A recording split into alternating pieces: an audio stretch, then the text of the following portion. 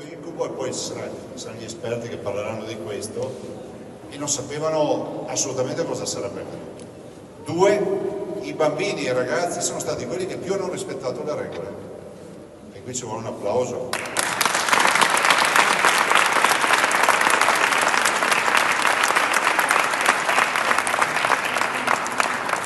Qua vedete una bambina, quanti anni ha la bambina con il ciuccio più o meno?